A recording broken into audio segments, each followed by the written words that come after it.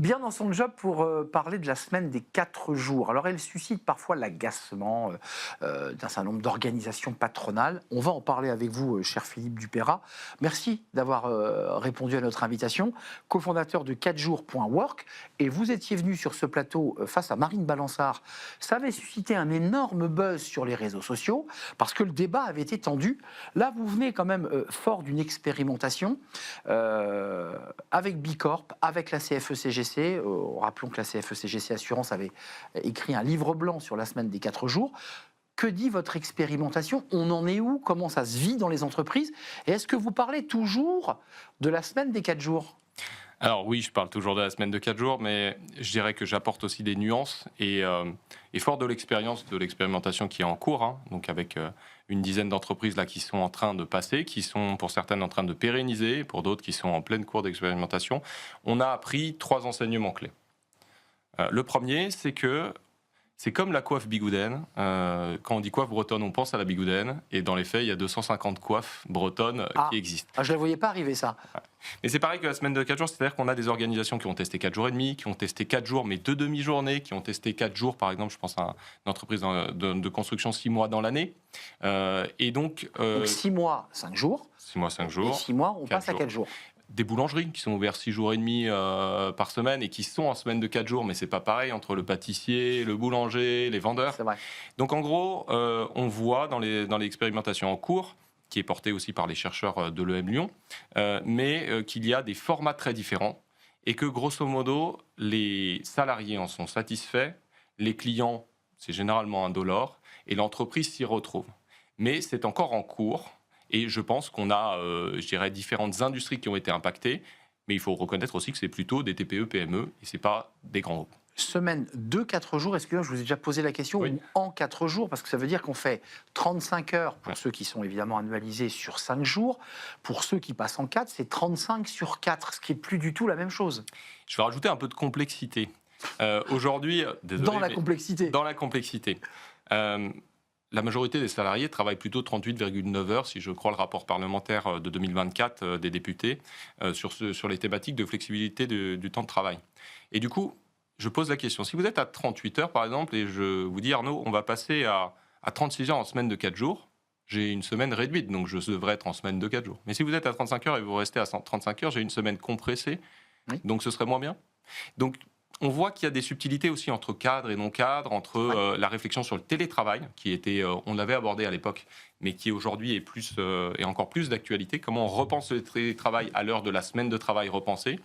Et on a aussi des réflexions entre d'autres avantages, comme les RTT par exemple, ou les jours de repos. Avant de revenir sur les avantages, parce qu'il y a quand même des éléments forts portés par l'EM Lyon, vous l'évoquez, par les chercheurs, par vous, par vos expériences et par la CFE-CGC, un mot quand même. Quand on fait 35 heures et qu'on les met sur 4, ça veut dire qu'on a 1h30, je ne sais pas combien vous le calculez, d'heures en plus, ou est-ce que cette heure en plus décalée, on l'annualise et on la met sur un compte temps? Comment on fait là concrètement? Et c'est là où c'est vraiment de la dentelle. On en revient au bigouden. Eh ben oui, je vais vous prendre un exemple très concret dans une coopérative d'immobilier que l'on accompagne. Vous avez la capacité de mobiliser, ou si vous avez une urgence technique, par exemple un bâtiment, il y a une effraction, il faut y aller, que la personne soit présente le 5e jour avec un effet de rattrapage. Mais où est-ce que vous mettez votre compteur? Ça dépend vraiment de la culture d'entreprise, ça dépend de sa culture.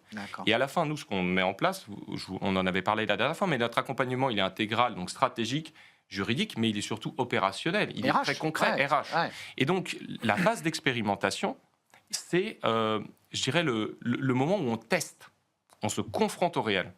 Et là, je lisais ce matin, et je trouvais ça très intéressant, OpenAI a fait un papier sur le politique à l'heure de l'intelligence. Probablement mal traduit en anglais, mais c'est ça. Et dans leurs mesures phares, ils disent, vous devriez, et chaque mot compte, expérimenter des formats de semaine de travail. Ce que vous faites, juste un mot et même plusieurs sur qu'est-ce qui pousse des entreprises à expérimenter cette semaine de 4 jours, quelle que soit sa forme, puisqu'on a compris qu'il y avait 250 types de coiffes bigouden. Qu'est-ce qui les pousse à le faire?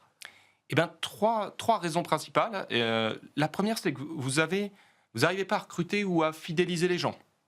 L'intelligence artificielle, on l'a vu dans les rapports Harvard Business Review, par exemple, montre que ça intensifie le travail. Comment est-ce qu'on va réussir à les garder? Le deuxième point, c'est vous avez une responsabilité sociale engagée une qualité de vie au travail forte, et vous voulez innover et rester pionnier.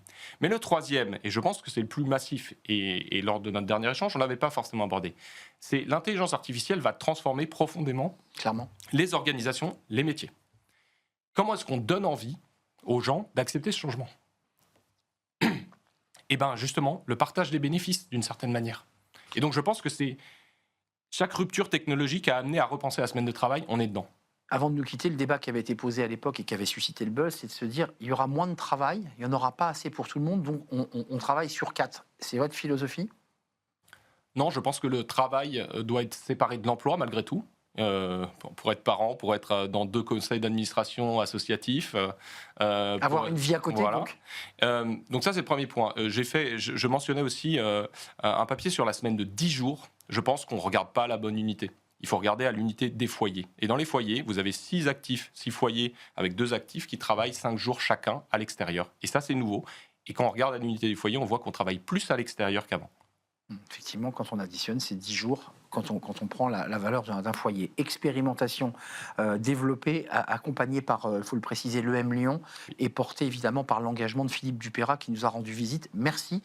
Et vous reviendrez débattre avec nous parce qu'il faut ouvrir le débat sur ce sujet. Cofondateur de 4jours.work, c'est comme ça qu'on doit le dire. Merci beaucoup Arnaud Merci pour de nous l'invitation. avoir rendu visite, c'est un vrai plaisir. On tourne une page, c'est le débat d'actu aujourd'hui. On va revenir sur la rupture conventionnelle parce que un ANI, un accord interprofessionnel syndical, puis un vote au Sénat avec l'idée de moins indemniser eh bien, ceux qui ont, je mets les guillemets, profité de la rupture conventionnelle. Est-ce aussi simple que cela? On en débat dans notre débat d'actu avec mes 3 invités et c'est tout de suite.